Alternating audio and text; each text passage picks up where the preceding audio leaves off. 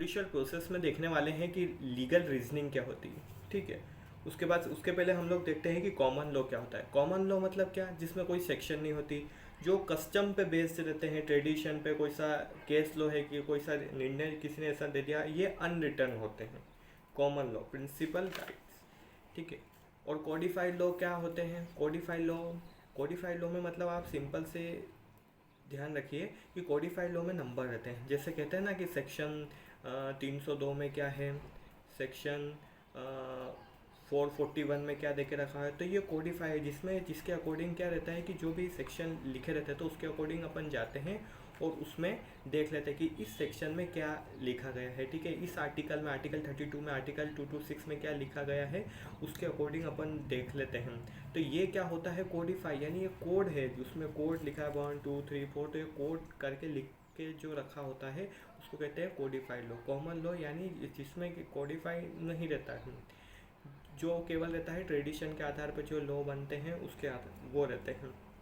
ठीक है, common law की कब उत्पत्ति हुई थी, 12 सेंचुरी में, ये इंग्लैंड में हुई थी कॉमन लॉ की उत्पत्ति। ठीक है, उसके बाद क्या, कॉमन लॉ जैसे टॉर्ट लॉ हो गया, property law, commercial law, contract law, common law के हिसाब से ये चलते हैं।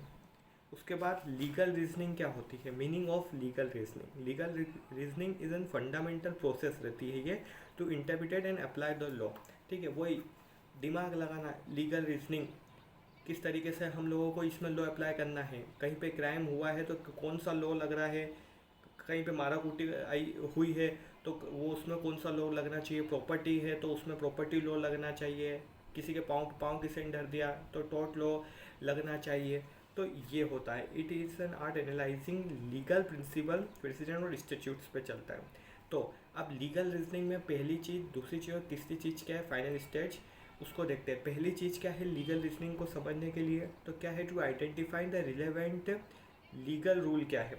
दिस में involve interpreting statutes, regulation and case law को समझना पड़ता है इसमें कि क्या हुआ था पहले लीगल रीजनिंग के लिए। फिर नेक्स्ट स्टेप क्या आती है, apply those rule to the fact of the case, कि हुआ क्या है इसके अंदर। पहले देखना पड़ेगा कि इस केस में हुआ क्या है, उसके बाद हम लोग समझ पाएंगे कि लॉ कौन सा अप्लाई होगा यहाँ पर। ठीक है, फाइनल स्टेज क्या आती है, द कंक्लूजन शुड ऑल्सो भी सपोर्टेड बाय द एविडेंस। ठीक है, कंक्लूजन एविडेंस वगैरह जो भी चीज़ें हैं वो प्रस्तुत करेंगे, उसके बाद उसका कंक्लूजन निकलेगा। उसके बाद है ना, एविडेंस आए उसके बाद हम लोग समझेंगे, दिमाग लगाएंगे कि कौन सा लॉ बन रहा है, फिर अप्लाई करेंगे और उसके बाद डिसीजन दे देंगे। Legal reasoning, growth of law, इसमें क्या है, that was contribution to growth of law, it is an development by legal reasoning. फिर बेनिफिट क्या है लीगल रीजनिंग के, बेनिफिट क्या, it's help to ensure that the law apply fairly and consistently.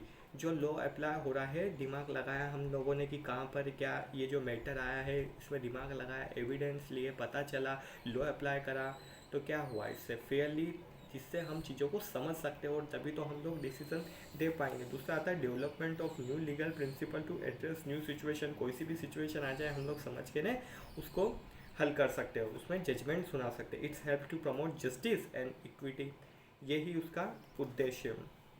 अब क्या है, explain the tools and techniques of judicial creativity के बारे में हम देखते हैं कि ये क्या होता है। ठीक है, इसमें क्या है, डॉक्ट्रिन ऑफ सेवरेबिलिटी क्या होती है, हार्मोनियस कंस्ट्रक्शन किसको कहते हैं, जुडिशियल एक्टिविज्म किस क्या होता है, पब्लिक इंटरेस्ट लिटिगेशन किसको कहते हैं, इंटरनेशनल लॉ क्या होता है ये। तो क्या है judicial creativity, changing society need fill gap in legislation. क्या है कि सोसाइटी क्या चेंज होती रहती है, जैसे पहले के ज़माने में लोग कपड़े अलग पहनते थे, फिर धीरे धीरे नई नई फैशन है, तो ठीक वैसे ही कानून में भी परिवर्तन होना चाहिए, लोगों की नीड्स अलग अलग होती है, तो ये सब चीज़ें होती है। फिर उसके बाद क्या काम रहता है, और where the law is silent, जहाँ पर लॉ ने कुछ नहीं बोला है तो अपन को अपना दिमाग लगाना रहता है। अपन मतलब जजेस को, कोर्ट को अपना दिमाग लगाना रहता है, उनको समझना पड़ता है कि इसमें किस तरीके का लॉ आना चाहिए, इसको किस तरीके से इंटरप्रिटेशन हम लोगों को निकालना चाहिए कि जिससे कि सही लॉ को व्यक्ति के पास पहुँचे और उसको सही तरीके से न्याय मिल सके। फिर उसके बाद क्या, प्रोटेक्शन ऑफ राइट, रेमेडी मिलना चाहिए उसको, tool set, technique of judicial creativity, judicial president जो कि हमने पहले वाले वीडियो में पढ़ा था।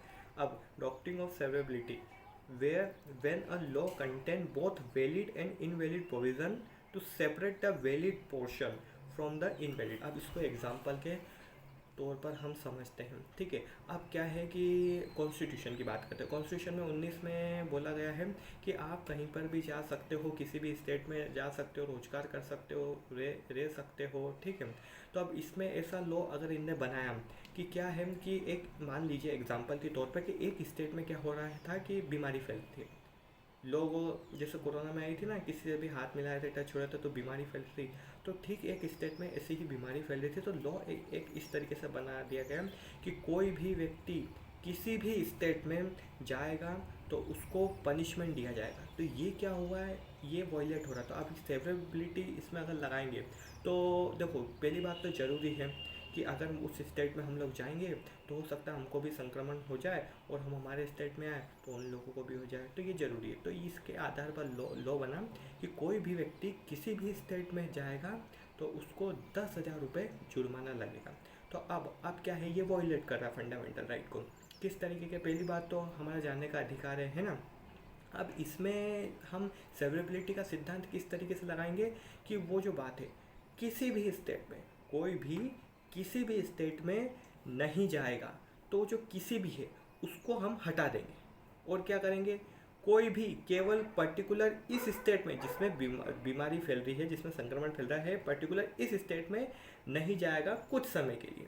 तो ये क्या हुआ, पूरी लाइन तो हमने चेंज नहीं की, केवल एक इतना सा पोर्शन करा। तो सेवरेबिलिटी का मतलब कि जो पोर्शन जो गलत था कि आप कहीं पे भी नहीं जा सकते, तो उसको हम लोगों ने हटा दिया और ठीक से पूरा कानून जमा दिया। तो ये ठीक से हो गया। तो इसको क्या कहते हैं, डॉक्ट्रिन ऑफ सेवरेबिलिटी, ठीक है। ये एग्जाम्पल आपको अच्छे समझ में आ जाए इसलिए मैंने आपको बताया था। उसके बाद आता है हारमोनियस कंस्ट्रक्शन। ये क्या है, क्रिएटिविटी हुई है। ये जो चीज़ें आई है ना, ये क्या है, एक तरीके से क्रिएटिविटी। अब ऐसा नहीं कि जो लॉ में लिख दिया उसी के अकॉर्डिंग अपन पूरा उसमें ही समा गए, जो लिखा है उसके अकॉर्डिंग ही सब करना है। थोड़ा और भी दिमाग लगाना पड़ता है। जैसे क्रिएटिविटी में ये सब चीज़ें आ गई कि अगर ये कॉन्फ्लिक्ट आया तो क्या करेंगे, इंटरप्रिटेशन करेंगे। दो अगर भी जैसे हारमोनियस कंस्ट्रक्शन में दो कॉन्फ्लिक्ट आ गए, ये भी वही बात कहता है, ये भी वही बात कहता है, तो ऐसा नहीं कि एक पर्टिकुलर की बात को अपन को मनाना है।